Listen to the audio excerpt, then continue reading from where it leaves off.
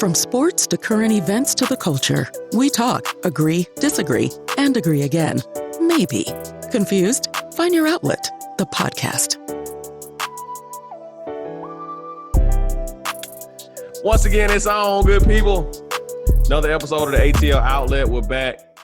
AT, PB, and C here, still on this virtual tip. Shout out to COVID-19. Still got us social distancing. But glad to be together for another episode. As always, we want to start off on a good note. So, what's good? What's up? What's up? Why you had to say it on a good note? What that mean? You trying to make sure we feeling good, on a good give note. Give it some flavor. Hey, y'all see PB shirt, right? We need to make sure you're doing it. Get you some merch. That's right. Plug us in 20. No, man, you move. We're not trying to rep us, man. Come on. My bad. Plug us in 20. You know it. Shout us out on the website, too. Plugusin.org. Plugusin.org. And AT mentioned, what is it? Little ATL Southern Therapy for your soul. Yeah, little ATL therapy for your soul. You need that ATL therapy for your soul. Another episode of the Outlet. I love how PB says Southern. I like that. Southern therapy for your soul. ATL Southern Therapy for your soul. What's good, man? It's just good to be able to have another outlet, be able to just speak and speak freely. So I'm just appreciative of being able to get together today. PB. Man, what's good is company stock is doing well. I'm not going to complain about that. Hey. Feeling very blessed about that. Shout out to Livongo. What else is good? Going to get some golf in this weekend. So that's going to be good. Had a good weekend this past one. In the sense of, when tragedy occurs, man, it really, I think, has an opportunity to bring people closer together. You know what I mean? And, talk to some people I hadn't talked to in a while. That's about it with me, man. C, what's good? Oh, man. I think just the feeling of, I use the word clarity, but just being able to, express oneself. I think when we talk about, having this outlet, be able to clearly communicate your thoughts, but do it in a way that's fun and, but also doing it in a way that is thought-provoking and facilitate conversation and dialogue. I think that's good, Still on the workout tip. I'm sitting in a chair that when we finish the show, fellas, y'all might have to come get me out of there because my legs and my calf muscles are straight burning right now. Shout out again to Fit Fitness. You got to get paid every day. I can believe it. Find a way. But that's what's good with me, y'all. Just grateful to be here. Another opportunity. Well, there it is. So we all see what's good. Without further ado, we're going to jump right into our gumbo. Y'all know what we do. Take different subjects, throw it in the pot, stir it up, see what it tastes like. Obviously, we're going to start with what's been dominating the news cycle here is the recent protests following the death of George Floyd all over the country, all over the globe. There have been protests, both peaceful and not so peaceful in regards to social injustice. So, fellas, we've been talking about this, I think, on the last episode. Any more thoughts on it? As I said, and what's good, the weekend for me was challenging. But to your point, AT tried to figure out what was the silver lining. And it was, again, conversations that I was able to have with family, friends, colleagues, really focusing on the future. But it was a really tough weekend, right? After you try to identify that. But, a lot of protests made it up to Buckhead. Building got vandalized. You come downstairs and windows are busted out. I got a call from my pops at like 2 a.m. Because the building showed up on CNN and, just a lot of concern, man. The range of emotions are all over the spectrum, and as a black man in America, you know, you ask a lot of questions.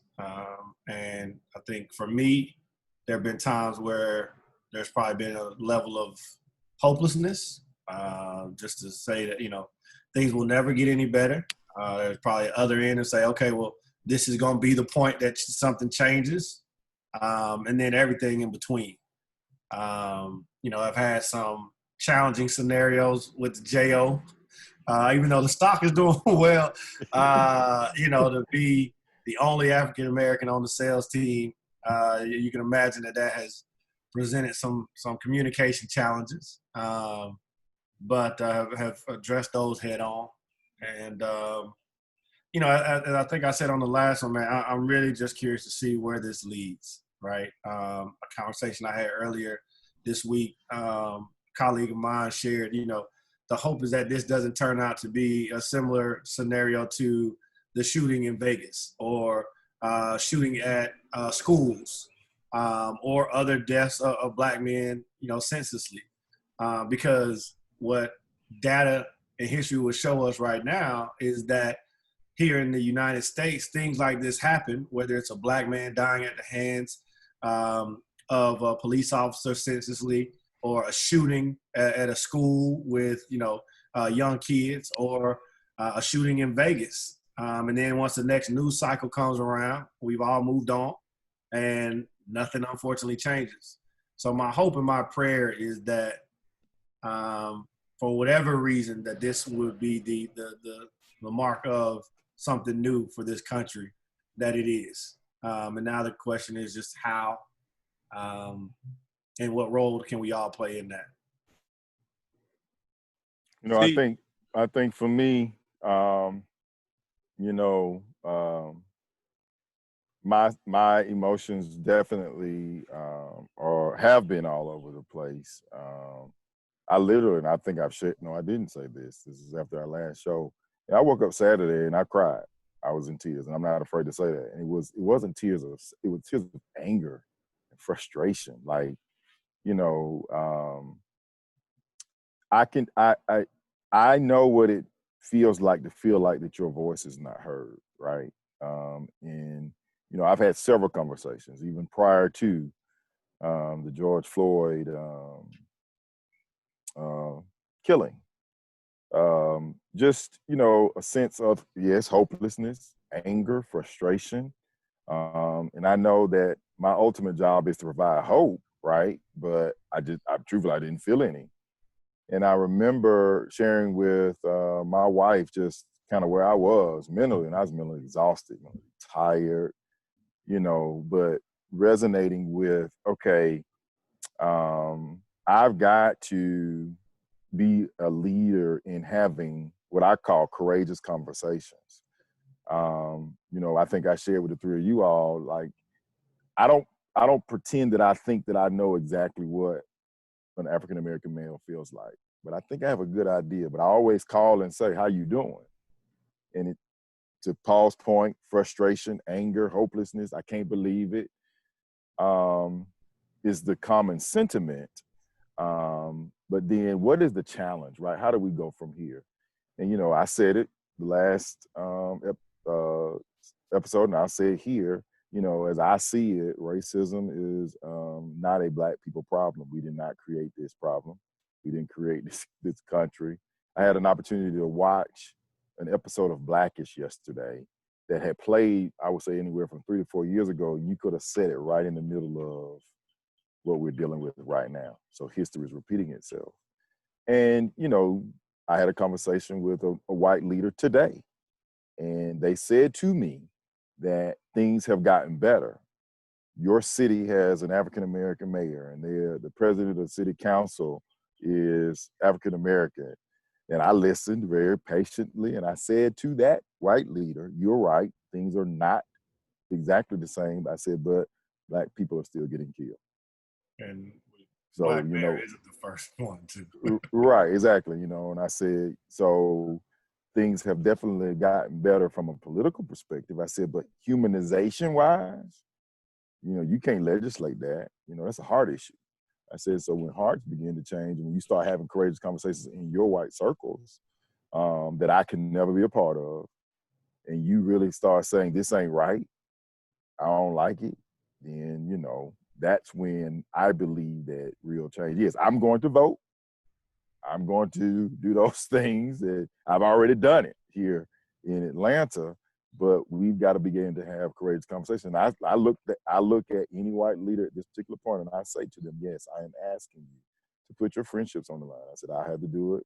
I've talked to my community, people in it, not the whole community. And I said, hey, look, y'all, we can't do this, right? I'm angry too.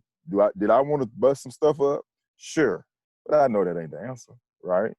But the reality is that, you know, the three of us could sit around here and talk all day long, but, you know, I shared with AT before we went live today. I said, the same white leader said to me, well, you had privilege when you went to the University of Georgia and played football. I said, but I had to be given that privilege by somebody who didn't look like me. I said, I earned it. I worked hard to get it. I said, but it still had to come down to a deciding factor to somebody giving it to me. I said, and I made the conscious decision that once I got to that place, I was going to go back and let other people who looked like me understand that there was an opportunity for them. That was the number one reason why I went into education. Because I did not get a black coach when I was in high school, period, point blank. And I said, I don't want that to be somebody else's story. It was that simple. So that's how I feel about it. AT. I mean, I'm kind of all over the place. You know, sometimes, you know, you ever like bite down on like the back of your teeth. You know, you just kind of that grimace, like you're just going to push through. And, you know, at this point, I'm just so, it's unfortunate that I feel this way, but I feel like I've experienced this enough that it's almost like I got scars and I'm tough. Like my skin, like I'm built for this. Like you can keep doing whatever you try to do. Like we still gonna push. Like you just, you know what I mean? Like you guys play football. Like, you know, you get hit a couple of times. You're like, man, you can just keep hitting me, but I'm just getting better and better as the game goes on. You know what I'm saying? That's maybe a weird description of how I feel. But I'm not like, you know, we'll talk about this a little bit more. Like there's been a lot said about, you know, what Drew Brees' recent comments about, you know, not supporting individuals who kneel for the flag and this and that. And I just want to be clear, like nothing that one man says is gonna affect me in my drive. Like I just feel like we're built different, and we're gonna keep pushing. We're gonna keep challenging. We're gonna keep, you know, there's not enough follow-up questions that are going on right now. Like we too many people are getting let off the hook, you know, regardless of race, about, you know, what's next? Like, what should we do? Like, we just let too many people off the hook. Like, the question should be, what is your, you know, thoughts on racial injustice and how do we fix it? The question should be, why are we not at the polls and how do we fix it? It should not be questions that cause a distraction. It shouldn't be questions that allow people to get off on tangents that are not on point. So, you know, you can miss me with all this other extra stuff, man. Like I see a goal and I'm going to get there and I'm going to bite back in my teeth and I'm going to power through. So good luck with all the insults and the comments or the off color comments. I'm still pushing through. And I just think that's where I am now. Yeah. Period. You bring up a good point. You know, the Drew Brees piece. You know, I would love to hear you all's thoughts on his comments. And I saw what Cam Jordan, he responded on Instagram through. Did you see Michael Thomas respond? No, I didn't see his. Michael Thomas responded too. Yeah, just any responses that, you know, that kind of, you know, stoke the fire a little bit and kind of, you know, where do we land on that, man? I mean, it's Michael Thomas went after him. Did he? Yeah, he basically said, like. So to give some context, Drew Brees says, hey, y'all, you know, I think that if you don't kneel, you're totally disrespecting, and that ain't cool with that. Now, PB, what did Mike say? He basically said nobody care what Drew Brees got to say. He clearly doesn't get it. He doesn't know any better. Let me rephrase. He doesn't know any better. Right. And then he came back again like, and no, we don't care what you say or anybody else that doesn't get it or something like that to that effect. Then somebody else on the team. Oh, what was the receiver that just came from Denver to the Saints? Emmanuel Sanders. Yeah, he came in and like shook his head or something like that, like shake my head, ignorant. Oh, he was at shake my head, ignorant, in all capital letters or something like that. So the big question was, is there going to be a rift within the locker room? And all this is on the heels of, did y'all hear the Denver Broncos head coach spoke yesterday, then came out and gave an apology today because he said there was no racism in the NFL. Oh, Vic Fangio said that. Yeah. Then he came out and issued an apology today after, I guess, his players had reached out to him and kind of, addressed him on that comment. Now, he retracted that, of course, and was trying to specify what he meant and give some clarity to it. But now everybody's waiting to see what Drew Brees says. And of course, you guys saw LeBron responded to Drew Brees as well, and basically took an approach of, how can you not get it now that Colin wasn't kneeling to disrespect the flag? It was for something much bigger than that, which clearly you're not getting. Unless I missed something there, AT, I think you had seen it too. But no, you didn't miss it. Yeah, I'm looking at it now as you see. My thoughts on it are this: like, it's gonna take, because look, you got to salute Drew Brees, in my opinion, for a lot of things that he's done in the state of Louisiana, right? Through catastrophes, money that he just gave. I think him and his wife gave $5 million to support the state from like a food bank or something like that. But I think Booger McFarland said, like, look, man, no matter how much money you give or buildings you put in your name, it still doesn't change what's in your heart. And it makes you wonder, because here's the other thing: Drew Brees does have a wide net of influence. Yep. And particularly young kids that look up to him. You know what I mean? And so, you ask yourself, when he makes that comment, clearly, you want to assume that, he took a bad swing. You know what I mean? Yeah. But if not, I think it does take someone. I had this conversation again this week with some colleagues at work. And the question was, to your point, AT, well, what do we do, Paul? How can I help? And I think it went back to see something that you said that really, captured me was, look, if you want to take small steps to helping the problem, go have a conversation with your friends. When you go and have dinner with your family, have a conversation with your two kids about what's going on. Or when you see one of your white colleagues do something that's inappropriate, you call them to the carpet. It shouldn't have to be me. And so that's a big point, that any conversation I'm having with a white friend or colleague right now is to say, the way you can help me right now is the conversation that we're having, have with your friends when I'm not around. Yep. Right. And that's where, when you said that, it really resonated with me, because it was like, I'm not going to always be around, and I shouldn't have to be the one that holds everybody accountable. Right. Because, the situation was, a dude made a joke on a team call the other day. And of course, at the end of it, I spoke up and basically was like, nah, that really, that ain't the look. Right. And my boss called and apologized. And I was like, well, what can he do? And I was like, I shouldn't have to been the one to call him out on that. Right. You know what I mean? How much more powerful would it have been had it been you or my other colleague or one of my, the black person shouldn't have to be the one that holds other people accountable for, poor behavior. You know what I mean? And so that same thing, while it's great that LeBron spoke up, I want, what's the head coach of Sean Payton. Sean Payton to get on Instagram and say, Drew, we don't stand by that. Right. You know what I mean? I want the owner of the Saints to come out and be like, no, that ain't how we rock. Yep. Well, let me ask you a question. Okay. And I agree with you, Paul, for AT answer the question. Let me ask you a question. So there's been this deal about the use of the term "all lives matter," right?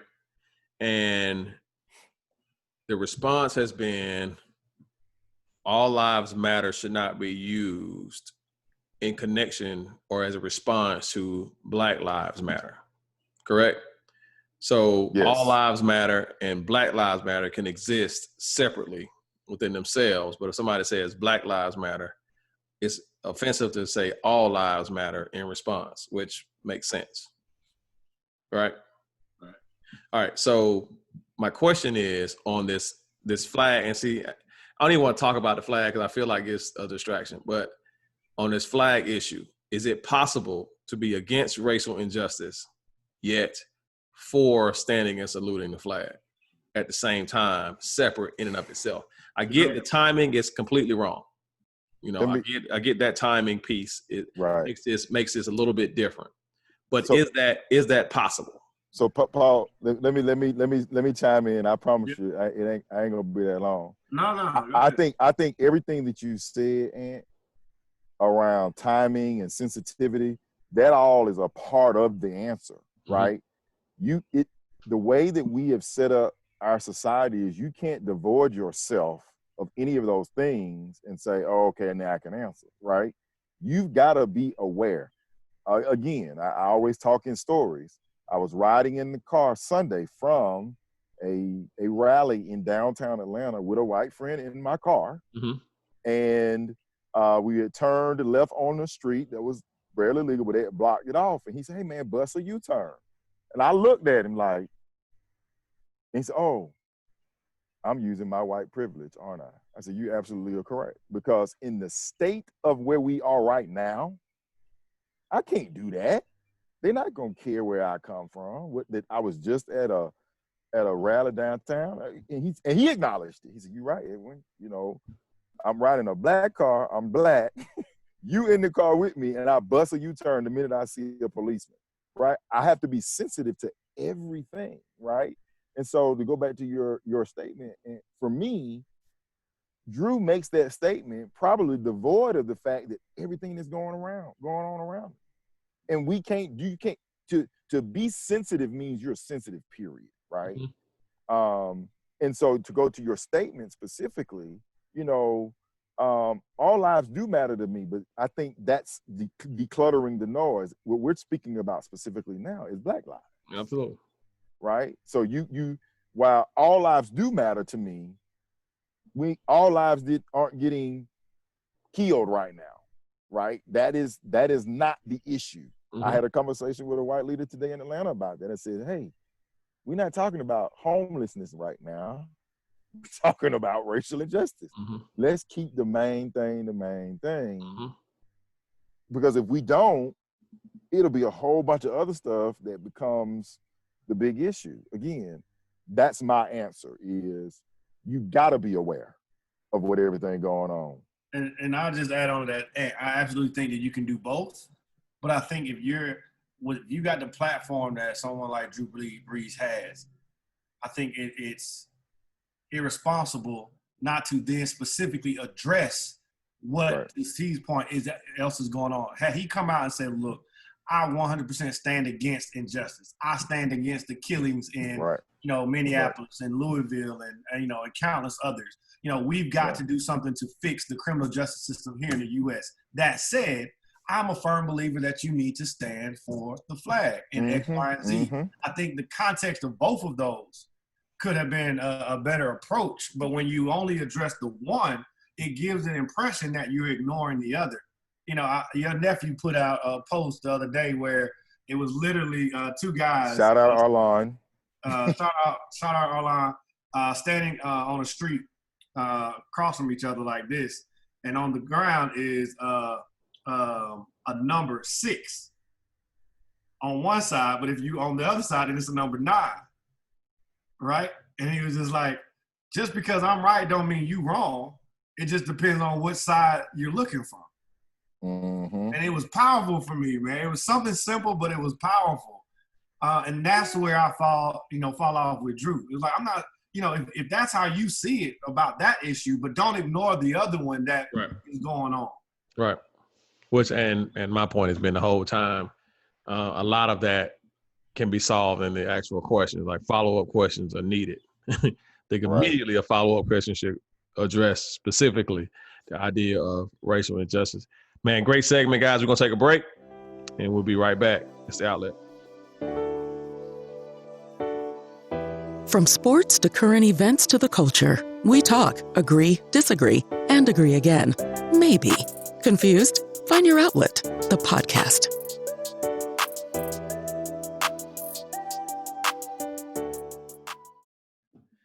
And we're back. Again, another episode of the ATL Outlet, little Southern ATL therapy for your soul. I'm glad to have a special guest with us. I'll let C do the introductions. Yes, sir. So I'm excited because I get like a brother from another mother to come hang out with us today, Mr. Damon Williams. Damon is a native of New York who specializes in entertainment marketing. As it says, he's an entertainment marketing executive. That simply means he just brands everybody, but he has spent 20 plus years in the gospel music industry.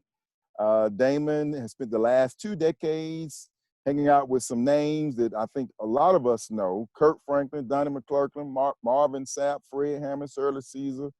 Ooh, I can't even say all these names. Yolanda Adams, Hezekiah Walker. Don't have to say all that. Okay. Damon for me. Mule. Right, exactly. Green beans, tomatoes, all of them. All of them. Damon is now residing here in Atlanta, where he has formed his own marketing company, an independent marketing consultancy firm that specializes in TV and film and all that stuff. So he's right in his element when he's down here in the A. He's done a whole bunch of other stuff. Damon, you take it away. Appreciate you joining us here on the ATL Outlet. We call this a little Southern therapy for your soul. We could all use some Southern therapy. I appreciate it, brothers. I do. ATPB Seed, I really appreciate the opportunity. As Seed mentioned, we've known each other for quite a few years and have had the opportunity to get to know each other and to fellowship together. And it was my honor to receive this invitation to come and be a part of the Southern Therapy for the Soul. So yeah, basically everything that Seed just talked about, for the past, now it's almost 23 years, I have worked solely in the faith-based entertainment sector. Most of that, vastly, has been in the music industry. So I had 2 separate stints at Sony Music, was there for about a decade prior to, left, did some other things. That's actually when I formed my own consultancy.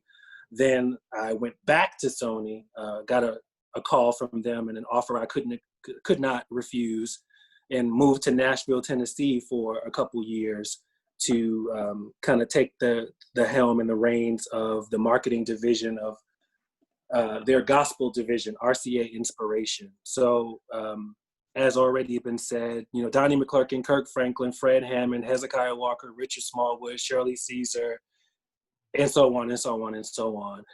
Just kind of crafting the marketing plans and strategies and tactics that are implemented in all of their releases and all of their special events. I will correct you, see, that marketing and branding are not the same thing. You keep correcting me, brother. You've been correcting me all that I know, so I still like, come on, keep correcting. Marketing and branding are not the same thing. They work. Come on, teach. Work cohesively, but they're not the same thing. Branding is just basically the identifier.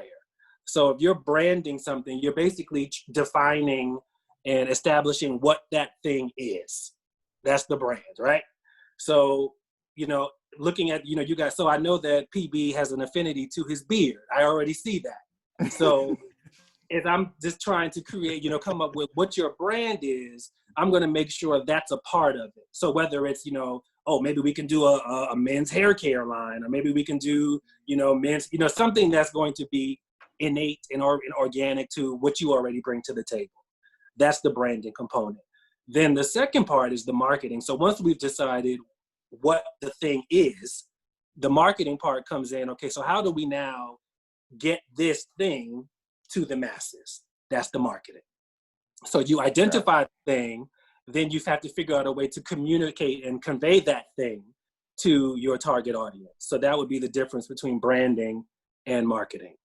And so they go hand in hand, but they're different. And I can already tell Damon is very meticulous. Very. I did my research, Damon, and one of the write-ups about you, they said this man pays attention to every photo shoot, every video shoot, every detail that goes into every aspect of these artists that you have helped support. And so I can see that coming through now through your meticulous nature. And I was like, yeah, I can see that, man. This dude is on set. Like, no, fix that one piece of hair that way. Yeah. And there are a lot of reasons for that. I mean, that is a part of my nature. Like, I'm very detail oriented. But another big part of it is the faith-based sector typically has much smaller budgets than mainstream. So if Beyonce does a photo shoot or a video shoot and they decide, oh, we don't like her hair, they can scrap that video and then just go make another one. We don't ever have that luxury. So we have one time to get it right. Gotcha. And as I'm sure all of you can attest, the faith-based world, we're often under a lot more scrutiny. So God forbid we make a mistake or something's not just that right, and then it's all over everywhere. Oh, did you see Erica Campbell in that white dress? That was terrible. She should never did that. You know, and it just becomes this thing that just goes on and on and on and on and on. So one of the reasons for that is because we have a lot of eyes on us. We have one time to really get it right. Gotcha. And if we don't get it right, we just have to live with it. Gotcha. So the best way to do it is to try to do your best to try to get it as right as possible the first time. Gotcha. Because there is no more budget. Gotcha.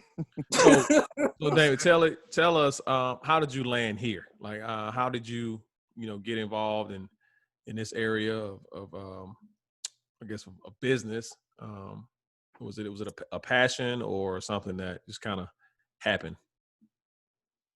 When I was in college, I was majoring in psychology and African American studies because I thought I wanted to be a psychologist. I wanted, every young shout out Syracuse Orange. I'll shout it out for you. You won't say I was getting there. Okay. Don't get there, but I'll let you have it.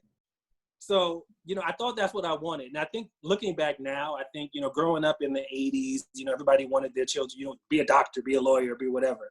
So I think that was my way of kind of subliminally deciding, I can be a doctor. I knew I couldn't be a medical doctor because the blood in the guts, I just can't do it. But I think in my childlike mind, I was like, I can be a doctor, but a different kind of doctor. And still, so then I started this whole path on being a psychologist. About halfway through my college career, I realized I did not want to do that. And I was miserable, basically. And I started looking for, just other things to see where I was going to be interested. And I ended up applying for an internship at MTV, which was back in my hometown of New York City. And it was a very coveted internship program, and they only accepted 2 people from each college. So it was a very competitive program, and there was a very arduous process in how you had to apply and submit and all that kind of stuff. And I just decided, a friend of mine was doing it, and I was like, that looks like fun, I'll do that. So I submitted and applied and was just like, whatever. Long story short, I ended up getting one of the slots. So the summer after my sophomore year, I interned at MTV. I was a production intern on a show called MTV Jams, hosted by Bill Bellamy. Yeah. I see you nodding. Yeah. So you guys remember that. Yeah, you got the right generation here, Dave. Exactly. Yeah, exactly. Yeah. So that summer is when I decided this is what I want to do with my life. This is what I want to do. Like, I want to work in entertainment. I want to, have something to do with, and specifically in music. And at that time, the content in the music was not the greatest. that was the era of the B's and the Hoes, and the gangster rap was really prevalent, and it was a lot of East Coast versus West Coast, and none of which I really wanted to align myself with. And being a child that was born and raised in a spiritual home and all that kind of stuff, I always had a love for gospel music. And so it just was a natural segue for me to focus. It was a way for me to check all of the boxes. I could be in entertainment, I could be working on something that I'm actually passionate about, and I don't have to, be a part of all of that stuff. So that's the short version of how I kind of got into the space. I started after that internship, I started a gospel radio show on the campus radio station, co-founded it with another student, and we did that for the rest of our time in Syracuse. And that's how I started meeting people at the different record labels, because one of my roles was I had to kind of reach out to the labels and have them send us music to play on the show. So during that time, I fostered relationships with different people and let them know I was interested in maybe looking at that industry when I graduated, and that's exactly what happened. So Damon, that kind of gives us some context of what got you here. I'm a big fan of it. It's not always about the destination, but the journey. Yes, sir.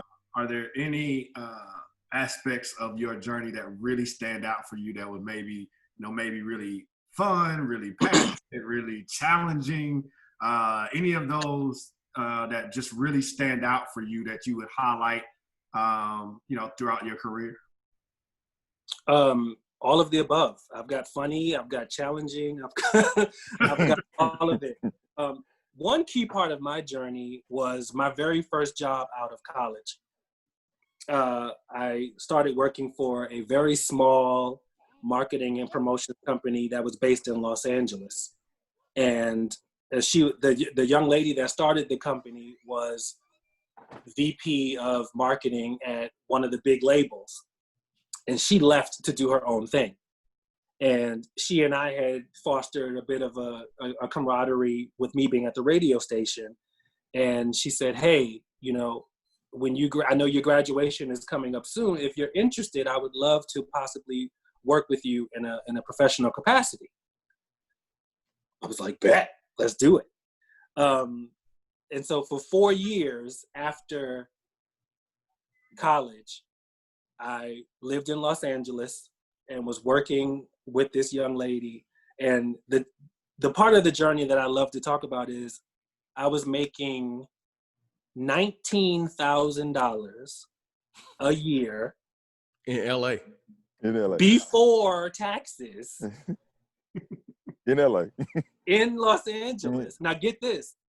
The company I worked for was in California, which is a highly taxed state. My permanent address was still in New York, which is a highly taxed state. So I was getting hit on both sides. Wow.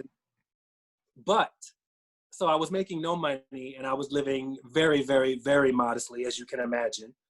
But what I learned in those 4 years is what has sustained me this entire time.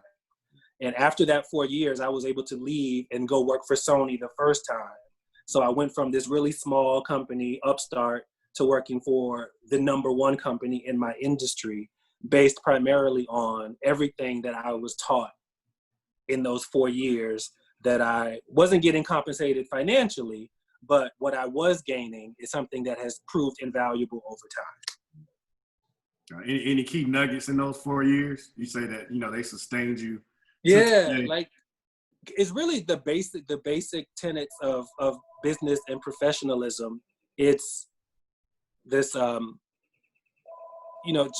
return phone calls. Don't put your name on anything that you don't believe in. Just kind of the simple thing. I apologize for the background noise, AT. So don't yell at me. You got to edit that out, AT.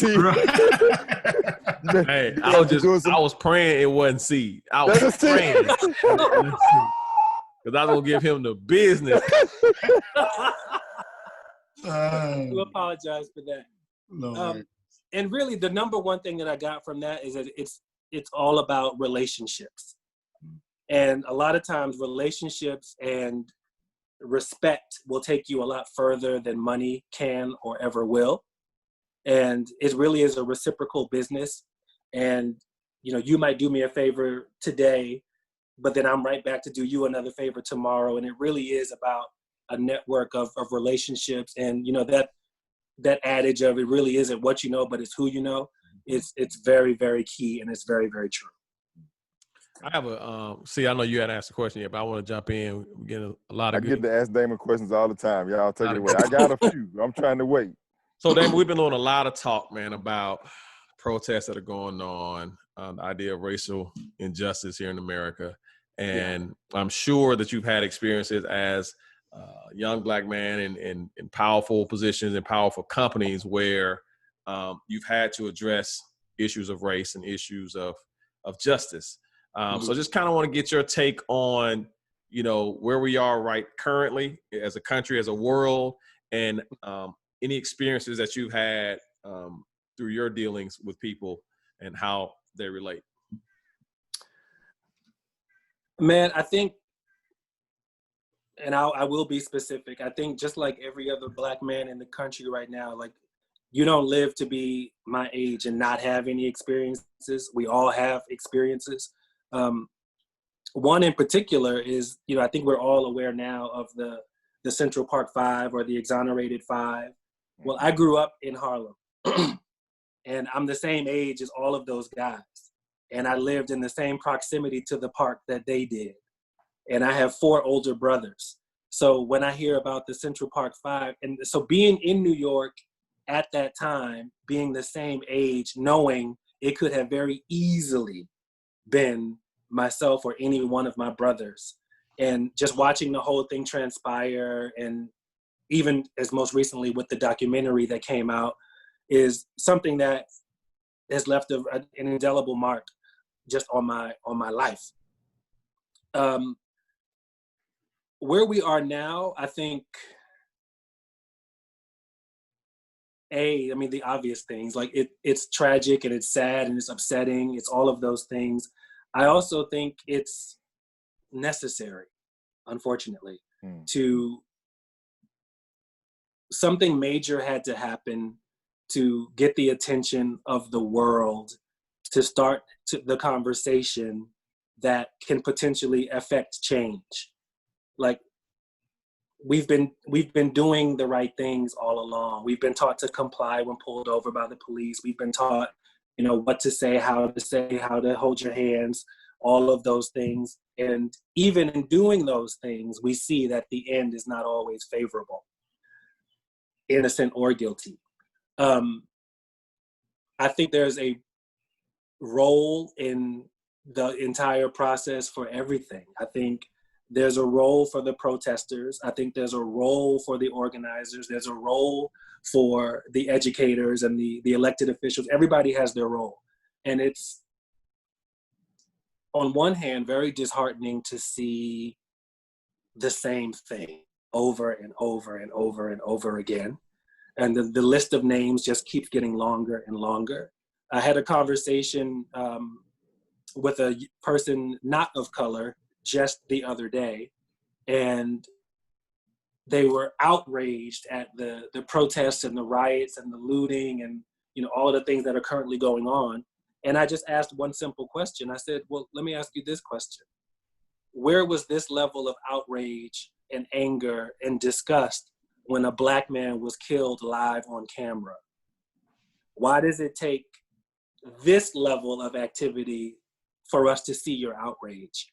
Because it seems to me that because it didn't necessarily affect you, there was no outrage. But now that it's getting closer to home, now we see that you actually are able to conjure up those feelings and those emotions to try to see how we can fix this. But why did it take this to recognize and identify that there was something painfully wrong in the landscape of our culture? Well said. Well said. Yep. Couldn't say it better. As far as the roles, I would describe it as, you know, everybody having their own lane, so to speak. Yes, sir. Yes, sir. And I think that you have people who want to riot, you have protesters, you have activists, organizers, you have legislators, decision makers. Yeah.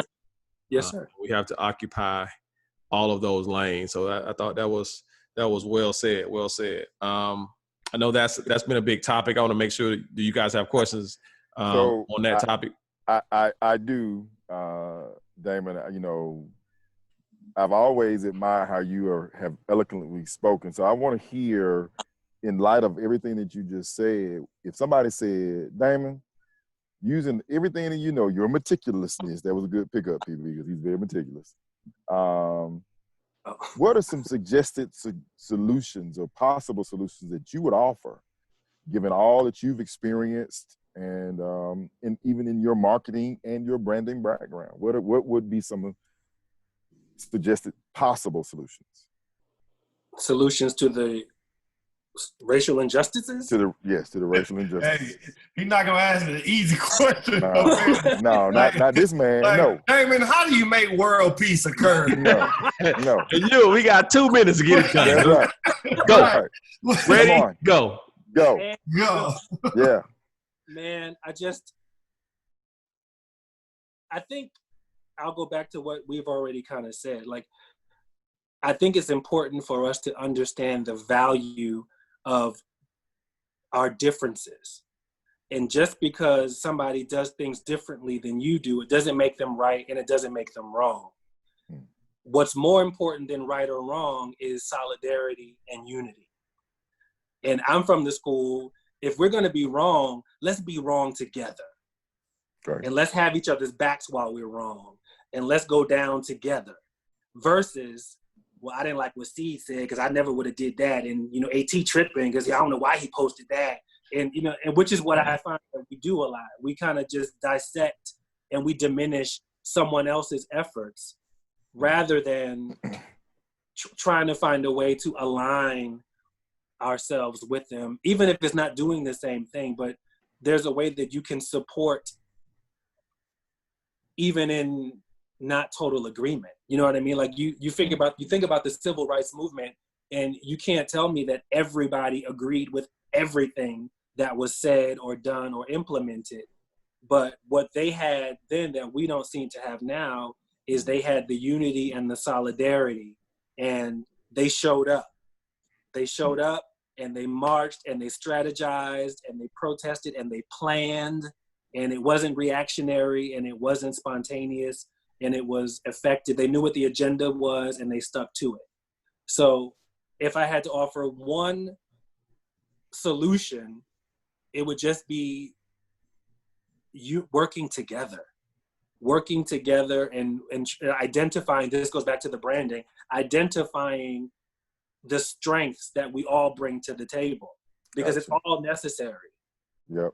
Somebody speaks well, somebody writes well, somebody fights well, somebody, and it's all necessary. Yep. And so if we learn how to empower each other rather than diminish each other, I think we'd see ourselves traversing a lot further along than we currently are. I'll say it. Well said. Sound like a coach to me. Coming from a coach, I'll say thank you. All right, we're gonna light it up a little bit. Not as heavy, but real simple though. You know, a lot of young people may want to get into the business, may want to be the next Damon Williams. How do they do that? What do you suggest? The first thing is you have to be passionate about it.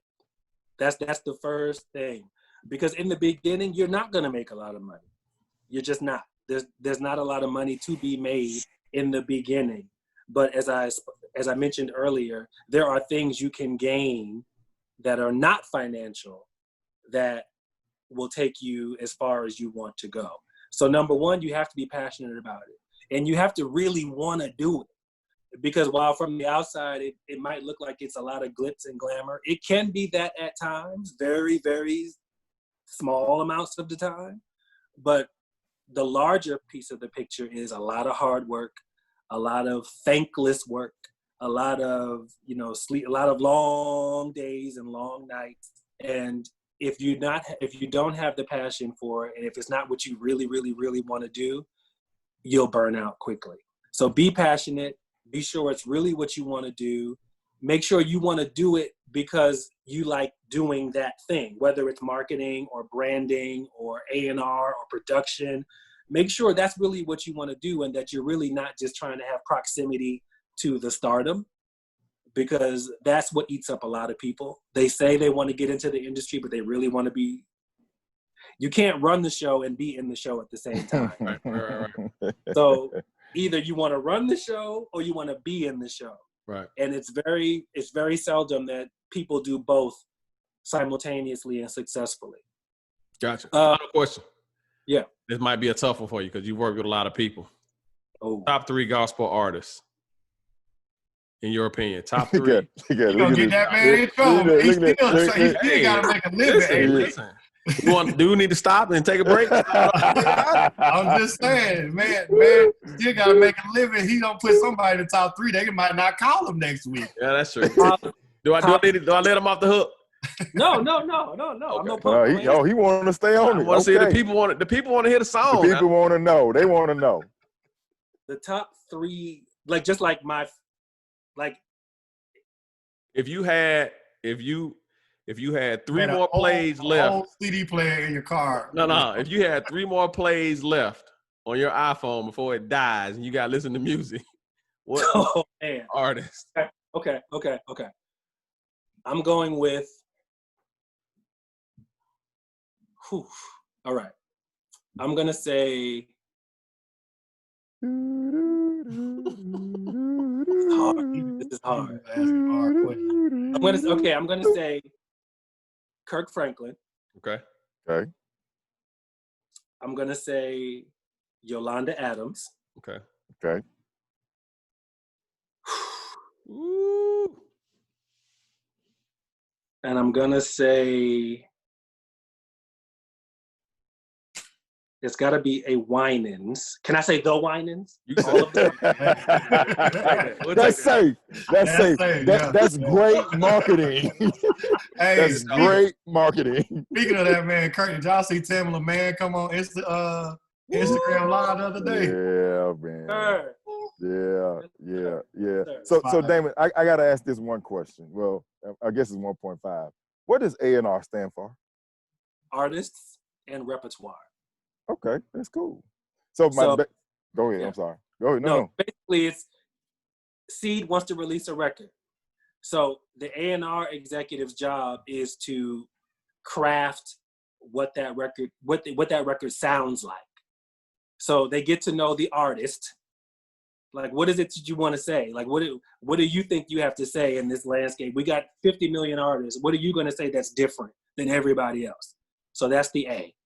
And then once you figure that out, then we have to build your repertoire. Okay, so now that we know what you want to say, we got to figure out how you're going to say it. So that's the A and the R.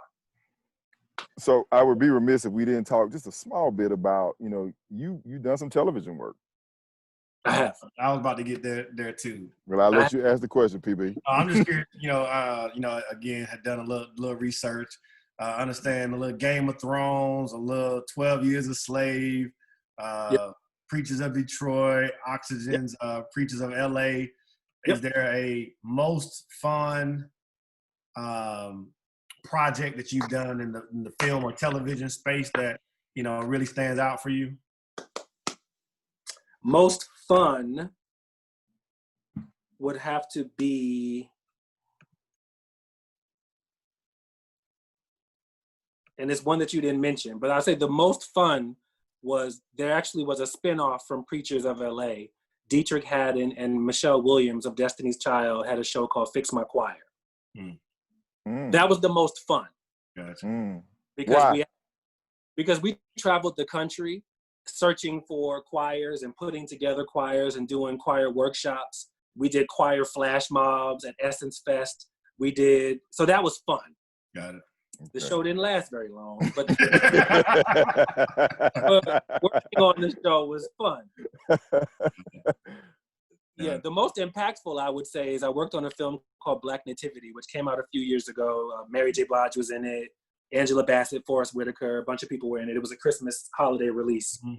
And that was the most impactful because what we were able to do because it was winter time and because it was the storyline of the movie was about there was a homeless character in the movie. So what we decided to do was we decided to add a benevolent arm to our marketing campaign, and we donated, food and blankets to homeless shelters all across the country. And we did something that I don't think has ever been done. Like, we had screenings for the movie in homeless shelters.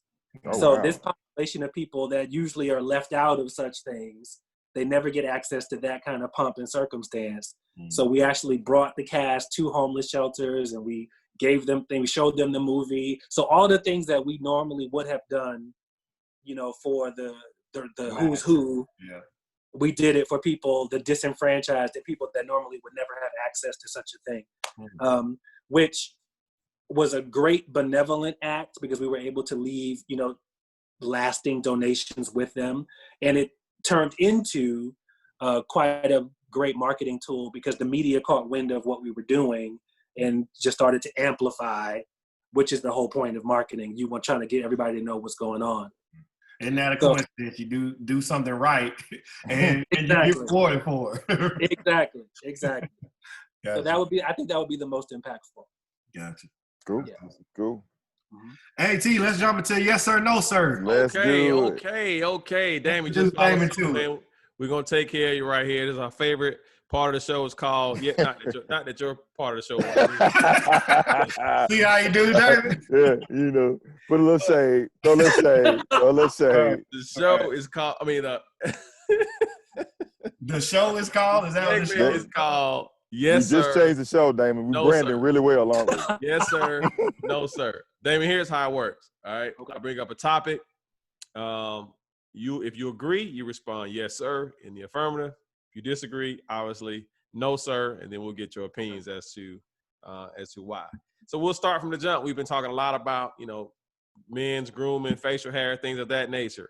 Real quick, once this quarantine is over and everybody goes back to the barbershop, goatee over full beard. Yes, sir. No, sir. Start with you, C.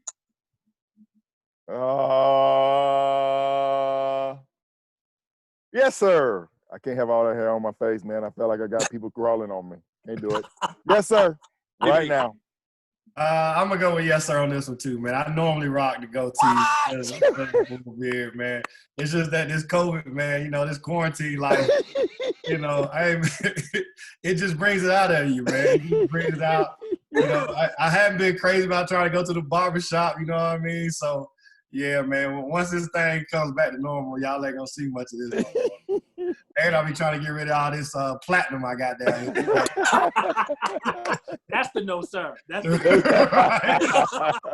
Hey, I'm going no, sir, all day. I need that beard. I love having a beard. Just something about the beard, man, especially when it's combed right, glisten a little bit, going no, sir, beard over goatee. All right. David. No, sir. Oh, straight beard life, huh? I am a proud card-carrying member of the Beard Gang. That's what's up. It is the abs of 2020. Oh, Lord. Oh, the abs of 2020. That's right. I like that. Right. For sure. Right, you either got to go hard or you go home. And I like it. That's what I'm saying. No. Man. A goatee is non-committal. No. Next one. All right. We talked about your previous employment, short stint at MTV Jams. MTV Jams over Rap City. Yes, sir. No, sir. I'll start with you, Damon. MTV Jams over Rap City. Now, let's throw away your employment, your employer. If you I'm good. On MTV Jams over Rap City. Yes, sir. No, sir. For me, absolutely yes, sir. Okay. It's MTV Jams all day. I'm an R&B baby. Okay. That's me. But that makes sense. That makes sense. Yeah. I'm a singer. I'm all that. So it's going to be MTV Jams. Yes. C. Yes, sir. I don't even have a reason as to why, but I'm going to say yes, sir, just because. It sounds better. MTV Jams or Rap City. I'm going to flip on that channel before I flip on the... Nah, I'm a sing for a rap. So, hey, yes, sir. So let me just qualifying question. Oh, Lord Jesus. Here we go. This something people do to every week. I'm just saying, man, like, did Rap City come a little bit after what MTV Jams first, though? Yeah. Yeah.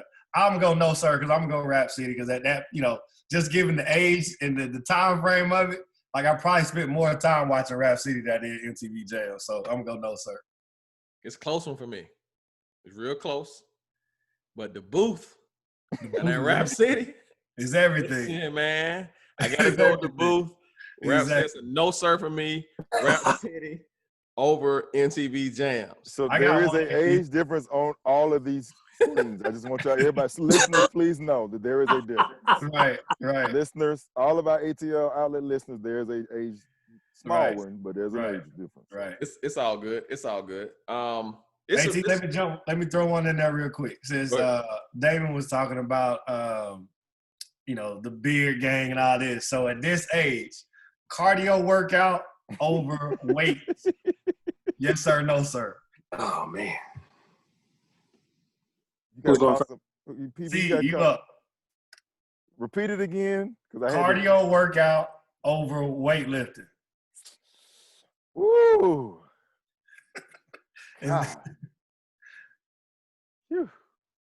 Oh my God, you picked me first too. Oh, now see when I do it, Damon. Oh, this is what Paul do every time. This is what he do. But now he over here. Oh, man, hurry up! No, sir. I got to get tone, but I'm struggling. But no, sir. I don't even feel that question. Pete. Where you get that from? Damon, what you got?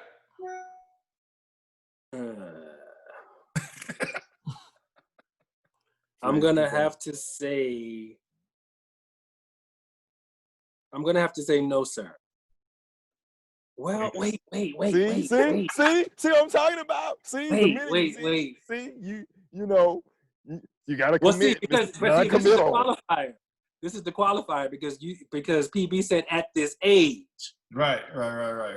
So considering overall cardiovascular heart health. That man, you see how he got real specific? Hey, real specific. He did that right there. He did that right there.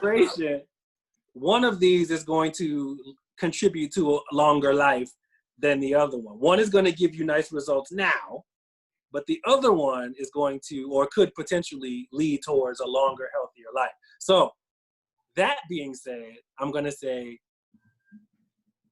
yes, sir. I want the record to show that he made a commitment first and then retracted it. That's what we're going to put on. I'm going to go to the answer, man. I'm going, yes, sir, man. I've been on this cardio kick, especially now. It's just, you know, it's much easier for me to go get 30 minutes of a good cardio workout. I ain't got to worry about nobody spotting me and none of that, man. So, yeah. You don't need anything. I'm a runner. You don't need anything. You just go. You don't. I hate running, but, you know, I jump on a bike or something like that real quick. AT. Hey, yes, sir. I promised a whole lot of people when I left college as a basketball player, I said, the days of me getting up at 5:30 in the morning lifting weight, I'm not lifting weight. Cardio it is, brother. Yes, sir. Last one. Damon, we always got to throw a food. Yes, sir. No, sir. All right. They get upset when I bring up the food, but whatever. I like to eat. He does. Yes, sir. He did a show when he was eating, Damon. Yes, sir. No, sir. Sesame seed bun over Texas toast. Yes, sir. No, sir. Boy, I guess a whole lot of woo. Sesame seed bun. I'm going to knock it out there. Toast. Yes, sir. No, sir. No, sir, for me. No, sir. That Texas toast, bye. Hey. Hey, man. Y'all know that Texas toast tastes like, man. Come on now. I'm next. See. No, sir. I'm going to Zaxby's as soon as we get off this time.